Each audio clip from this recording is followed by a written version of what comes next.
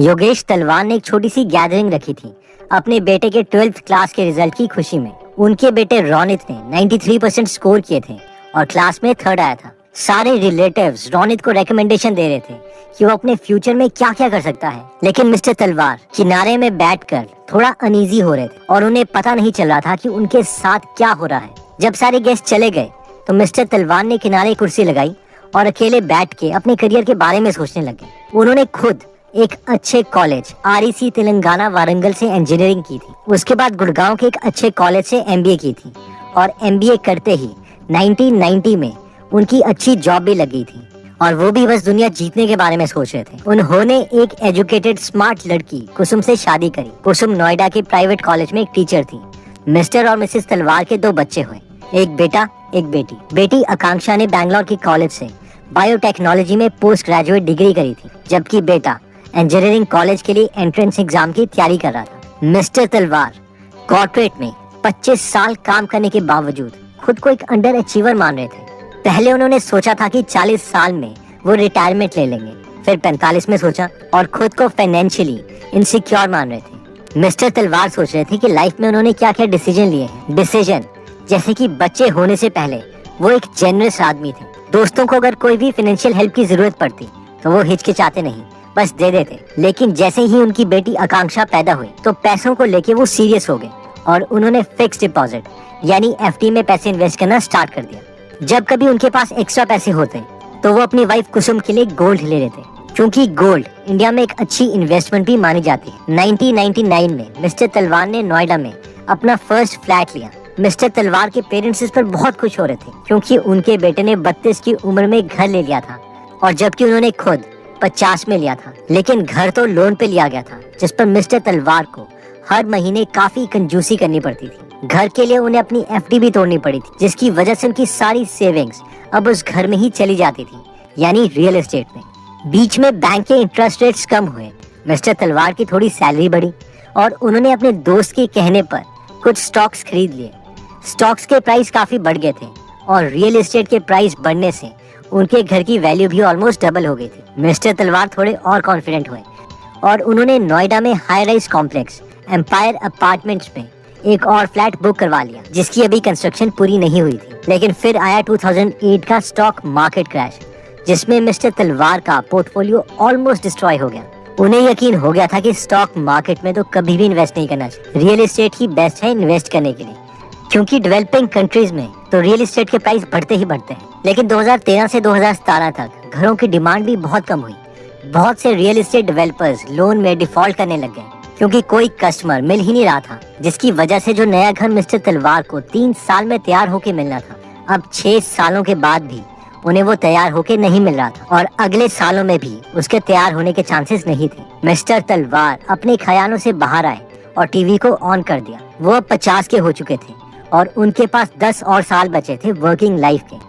सौरभ मुखर्जी अपनी book coffee can investing में बताते हैं कि हम में से मैक्सिमम लोगों की स्टोरी भी मिस्टर तलवार जैसी होती है, जो एजुकेटेड तो हैं लेकिन फाइनेंशियल नॉलेज बहुत कम है।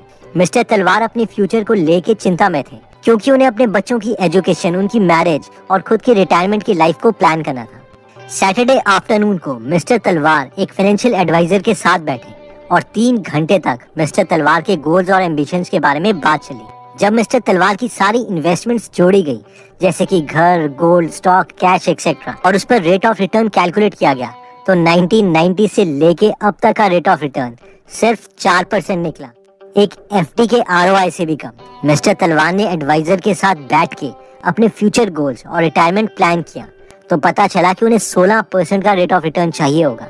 सौरभ मुखर्जी, जो कि चीफ इन्वेस्टमेंट ऑफिसर हैं मार्शलस इन्वेस्टमेंट मैनेजर्स में, वो कहते हैं कि कॉफी कैन इन्वेस्टिंग का मतलब है कि इंडिया की टॉप बेस्ट कंपनीज के स्टॉक्स लो और उन्हें लंबे समय तक बिल्कुल मत छेड़ो, और उनके मुताबिक ये स्टॉक्स आपको काफी अच्छा रिटर्न देने के कैपेबल हैं, जिसके लिए सौरभ मुखर्जी ने एक मेथड बनाया, जिन्हें वो कहते हैं कॉफी कैन इन्वेस्टिंग पोर्टफोलियो। अब ऑब्वियसली सवाल ये आता है कि अच्छी कंपनीज को कैसे आइडेंटिफाई किया जाए।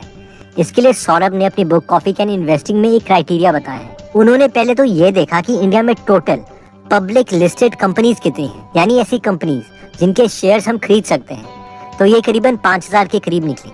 उसके बाद उसमें से उन्होंने वो कंपनीज फिल्टर की जिसकी मार्केट कैपिटलाइजेशन कम से कम 100 करोड़ है।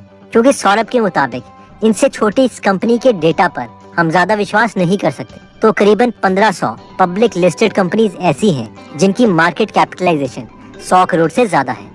उसके बाद उन्होंने इन 1500 कंपनीज में एक और फिल्टर लगाया कि इन 1500 कंपनीज में से ऐसी कौन सी कंपनीज हैं जिसकी पिछले 10 साल से लगातार सेल्स हर साल कम से कम 10% से ग्रो हो रही है और return on capital employed tax से पहले कम से कम 15% है। क्योंकि हमें ऐसी स्ट्रॉन्ग कंपनीज चाहिए जिसने पिछले 10 सालों में ये कंसिस्टेंट रिजल्ट दिखाया, इसलिए हम ये मान के चल सकते हैं कि नेक्स्ट 5 से 10 सालों में ये ऑन एन एवरेज ऐसा ही परफॉर्म करेगी। जब 2017 तक के डेटा में उन्होंने फिल्टर लगाया तो पता चला कि सिर्फ 12 कंपनीज ऐसी थी जो इस क्राइटेरिया को फुलफिल करती थी और सौरभ ने इसी पोर्टफोलियो को मिस्टर तलवार को रेकमेंड किया और लंबे समय के लिए होल्ड करने के लिए कहा। ये तो सौरभ का रेकमेंडेड पोर्टफोलियो है।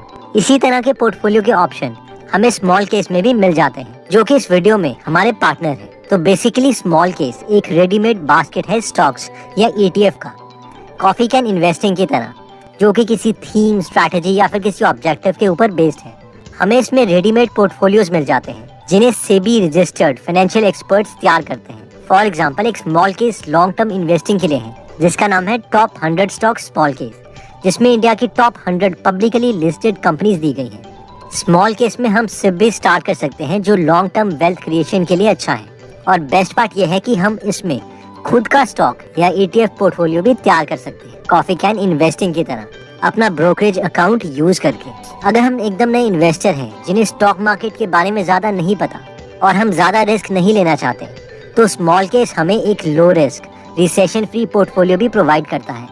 इसका नाम है all weather investing small case. AWI हमें एक स्टेबल रिटर्न तो देता ही है, मगर सबसे इम्पोर्टेंट बात यह है कि ये हमारी इन्वेस्टमेंट को मार्केट वोलेटिलिटी से बचाता भी है और ये होता है एसेट डाइवर्सिफिकेशन के कारण। अगर आप AWI में इंटरेस्टेड हैं तो इस इन्वेस्टमेंट पोर्टफोलियो को भी आप चेकआउट कर सकते हैं। दोस्तों मोस्ट इम्पॉर्टेंट थिंग ये है कि मेरे पास कोई सर्टिफिकेशन नहीं है फाइनेंशियल एक्सपर्ट्स की और आपको अपनी रिसर्च जो है वो खुद करनी है और उसी के अकॉर्डिंग अपने डिसीजन लेने हैं। इस वीडियो को हम समराइज कर देते हैं। इस वीडियो में हमने सौरभ मुखर्जी की बुक कॉफी कैन इन्वेस्टिंग की समरी देखी, जिसमें हमने देखा था कि मेजॉरिटी ऑफ इंडियंस इन्वेस्टमेंट को बहुत ही कॉम्प्लिकेटेड समझते हैं। या तो उनकी इन्वेस्टमेंट फिलॉसफी ही गलत होती है, जैसे कि ज्यादा रिटर्न्स के लिए हमें ज्यादा रिस्क लेना पड़ेगा। लेकिन अगर हम अच्छे इन्वेस्टर्स जैसे कि Ben Graham, Warren Buffett etcetera की इन्वेस्टमेंट फिलॉसफी को माने, तो वो सभी फिलॉसफी सेम है कि हाई क्वालिटी इस कंपनी में इन्वेस्ट करो और बहुत लंबे समय तक उसे होल्ड करके रखो और उसके शेयर प्राइस की वैल्यू को बार बार चेक करने की जरूरत नहीं है। नेक्स्ट हमने देखा था कि सौरभ मुखर्जी के अकॉर्डिंग कॉफी कैन पोर्टफोलियो भी हमें अच्छी कंपनीज को फिल्टर करने का ऑप्शन देता है, जिसमें सौरभ ने कुछ फिल्टर्स बनाए थे, जैसे कि उन कंपनी की मार्केट कैप 100 करोड़ से ज्यादा होनी चाहिए और पिछले 10 साल में लगातार सेल्स 10% से ग्रो होनी चाहिए और साथ में ROCE यानी रेट ऑफ कैपिटल एम्प्लॉयड पिछले 10 साल का हर साल कम से कम 15% होना चाहिए। ऑथर के अकॉर्डिंग अगर हम इन कंपनीज में इन्वेस्ट करके 5 से 10 साल तक इस पोर्टफोलियो को छेड़ते नहीं हैं तो हमें अच्छा रिटर्न मिल सकता है। अगर शॉर्ट टर्म में बार बार हम इसे बेचते और खरीदते रहते हैं तो हमें ट्रांजैक्शन फीस, टैक्सेस भी देने पड़ते हैं, जिससे कंपाउंडिंग की वजह से जो हमें फायदा होने वाला था वो हमें नहीं मिल पाएगा। इसके बाद हमने बात करी थी स्मॉल केस की, जिसमें बहुत से पोर्टफोलियोज हैं, जिनमें से एक है AWI स्मॉल केस, जो कि लॉन्ग टर्म पैसिव इन्वेस्टिंग के लिए अच्छा है, जिसमें टॉप 100 स्टॉक्स हैं। आप इस वीडियो को अपने फ्रेंड या फैमिली मेंबर्स के साथ शेयर भी कर सकते हैं जो कुछ डिफरेंट ट्राई करने से डर रहे हैं और जिन्हें ये वीडियो मोटिवेट कर सकती है। तो अगर आप ऐसी नॉलेजेबल वीडियोस मिस नहीं करना चाहते तो सब्सक्राइब करने के बाद बेल का बटन जरूर दबा दीजिए। आप कमेंट करके ये भी बता सकते हैं कि आप नेक्स्ट वीडियो किस टॉपिक पर चाहते हैं।